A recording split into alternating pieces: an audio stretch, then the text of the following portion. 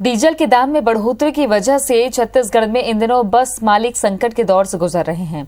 छत्तीसगढ़ की करीब 12,000 बसों में से इन दिनों केवल 500 बसें ही ऑन रोड है। ये बसें भी अपना खर्च नहीं निकाल पा रही हैं।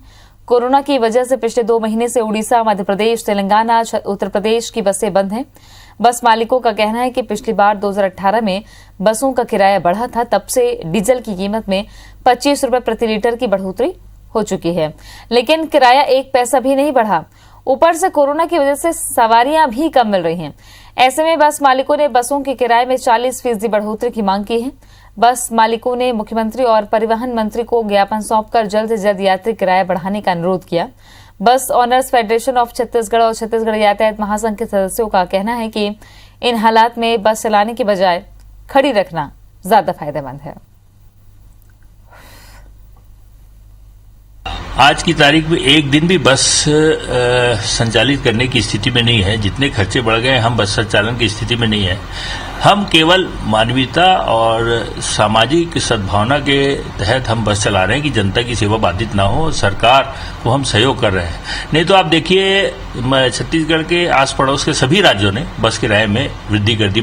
सरकार अगर हमारे उसमें शीघ्र हमारा निराकरण नहीं कर पाएगी तो हम संचालन की स्थिति में नहीं रहेंगे। जल्द हमारी बसें बंद होने की कगार में पहुंच जाएंगी। राजेश मिश्रा जुड़ गए हैं ज्यादा जानकारी के साथ में।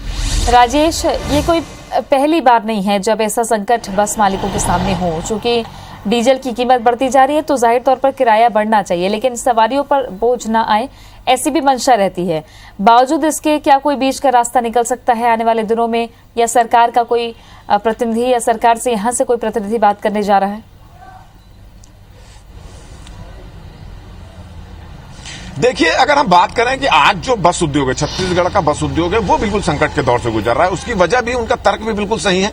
उनका कहना है कि 2018 में यात्री किराया बढ़ाया गया था, उसके बाद डीजल की कीमतों में 25 से 30 रुपए लीटर की बढ़ोतरी हुई है। कोरोना का संकट काल चल रहा है, बस चलाने की स्थिति में नहीं है, मगर लोगों की तकलीफ को देखते हुए, कोरोना के संकट को देखते हुए बस चला रहे हैं।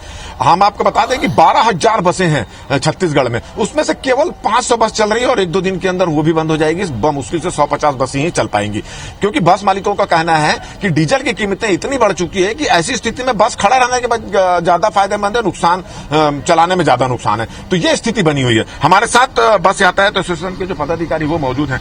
आप लोग को कहना है कि बसें जो है नहीं चलाने की स्थिति में डीजल का किराया काफी बढ़ चुका है। 2018 के बाद यात्री किराया नहीं बढ़ा है।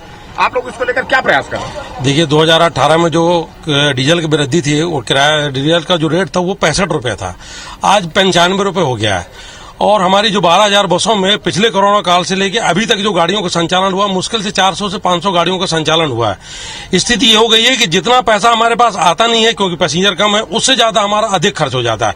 अगर हम अभी परिवहन मंत्री जी से निवेदन भी कर चुके हैं कि हमारा किराया बहुत जल्दी बढ़ा दिया जाए, क्योंकि अभी बस व्यवसाय की स्थिति ये हो गई है कि पूरा छत्तीसगढ़ में मेरे को ऐसा लगता है 2-4-5 दिन पूरा बुरी तरीके से ठप हो जाएगा, क्योंकि हम बसें चलाने से बेहतर समझेंगे कि उसको हम खड़े रखें। अच्छा, ये बताइए, क्योंकि आप भी इस बात को महसूस कर रहे हैं कि अभी कोरोना का संकट काल चल रहा है और ऐसी स्थिति में किराया अगर बढ़ाया जाता है तो यात्रियों पर भी बोझ पड़ेगा और आप लोग चलाने की स्थिति में नहीं है। तो अब ऐसी स्थिति में क्या आने वाले समय में कैसे चलेगा? बस उद्योग कितना प्रभावित होगा? देखिए, यात्रियों पर बोझ पड़ेगा, ये बात एकदम बिल्कुल सही है। बस कुछ न कुछ करके तो सरकार को बढ़ाना ही पड़ेगा। अगर सरकार बिल्कुल ही किराया नहीं बढ़ाएगी तो हमारा जब डीजल का खर्चा नहीं निकलेगा तो ये उद्योग तो खत्म हो जाएगा।